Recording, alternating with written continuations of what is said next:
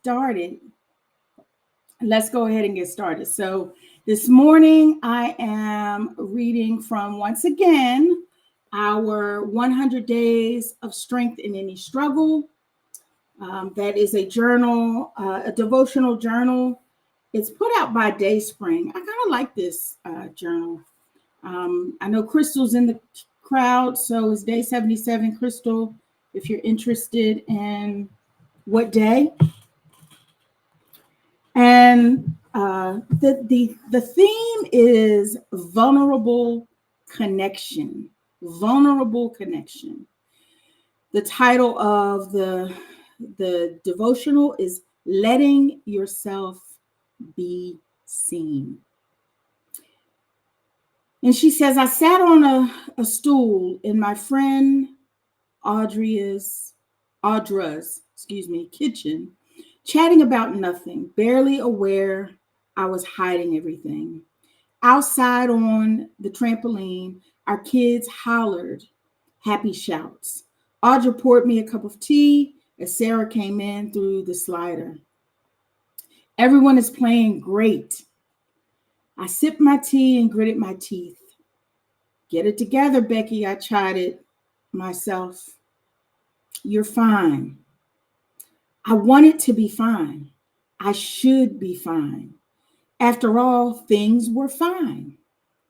I had a job I loved, 3 healthy boys, really good friends. So why did I feel like I was spiraling into a dark pit on a sunny Friday afternoon? Sarah passed a bowl of pretzels and asked, so how are you, friend? It's strange how a simple question can break through a carefully constructed dam. Was all I could get out before the tears took over. Oh no, what's wrong? My friends asked in unison. I shrugged and futilely wiped my cheeks. My mind swirled. They waited. I guess I'm struggling with anxiety again, I finally said. Sarah rubbed my back and nodded as I continued. It feels so stupid because I have so much to be thankful for. But I also feel really overwhelmed for the sorrow and trials other people are facing. I shared about several circumstances that were weighing on my heart.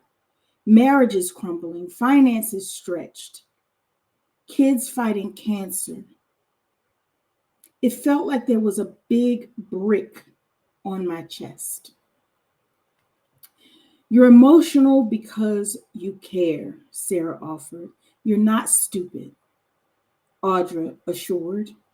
I think God made you sensitive so you can care for others like He does. The pain you feel is real. You don't have to minimize it or dismiss it. Then my friends prayed for me. I don't remember the exact words, but I remember feeling cared for, seen, held, like Jesus was right there with us. I would have missed out on that gift if I'd kept those tears locked away. It's not easy being vulnerable, but it's worth it. Dare to share your honest, messy heart with a trusted friend today. Jesus will meet you there.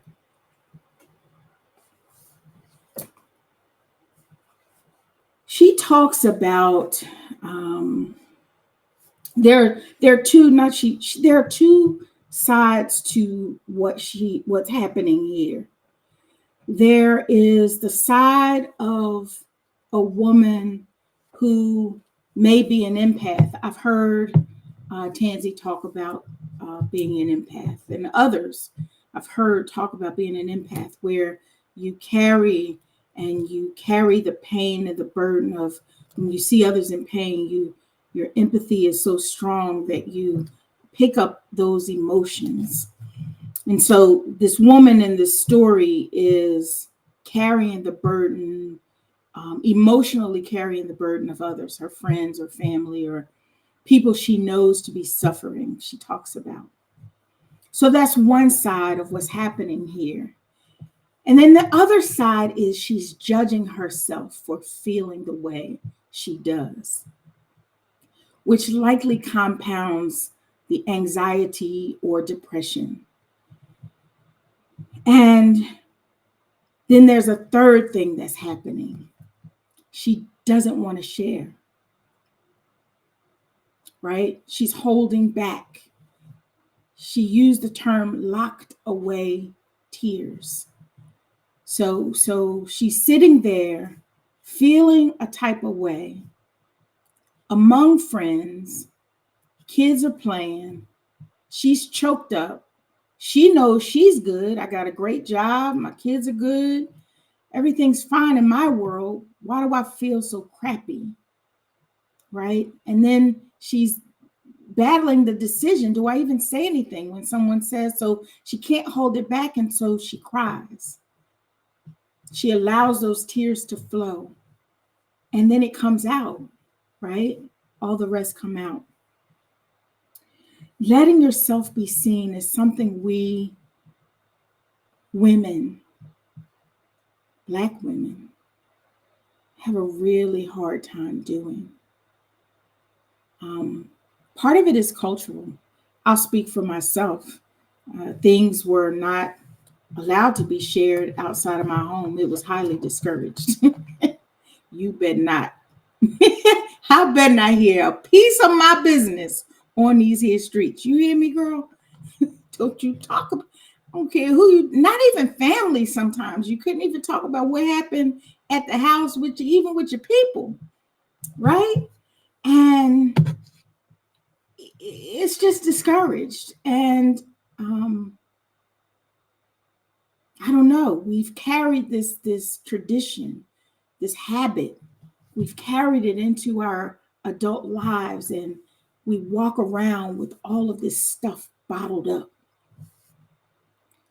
And we're in pain, and we want hugs, and we want to cry, and we've locked our tears away so that nobody knows that we're suffering on the inside.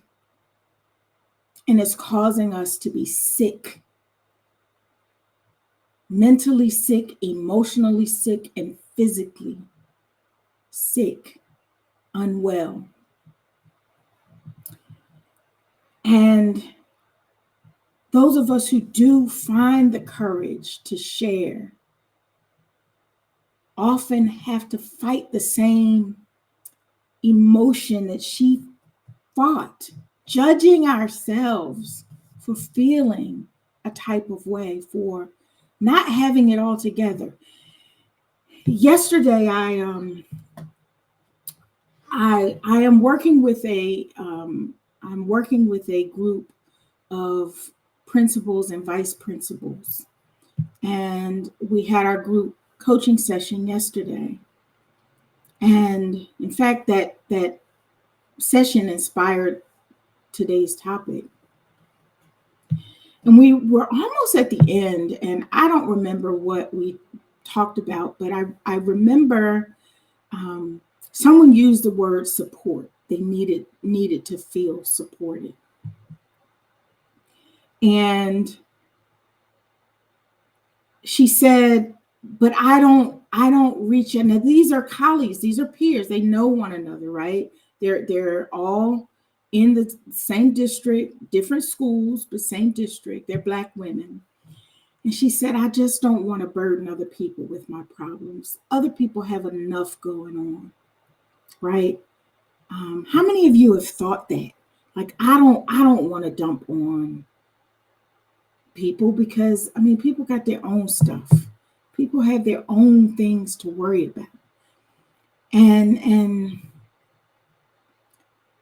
I said, and so we paused, because I wanted her peers to react.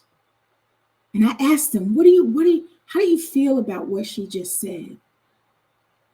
And they all unanimously said, it's not a bother. I want to help. If I can be there for someone else, I want to be there. Right? It doesn't matter what I have going on. I want to be there for my colleagues, for my peers. And then the last person who chimed in said, you know what? I don't reach out, not just because I don't want to burden somebody, but nobody's reaching out to me. So I think that they got it all together and I don't want to look crazy. I don't want to look like I don't have it together. So I'm not reaching out to them because they got it together. I don't want them to know that I don't have it together. So nobody's reaching out to anybody, right? And they're suffering in silence. Let yourself be seen. Let yourself be supported. People want to help you. People want to hold space for you. And that's the most beautiful thing about this community right here. This is space. And even when you don't lift your voice, you have the freedom to explore your emotions. That's necessary, and it shouldn't be confined to this call. I want us to learn and to unlearn those habits of keeping things locked in. Unlock your tears. Unlock your tears. You don't have to go it alone. I created two platforms, this one and my support network, because I believe so strongly that we need this.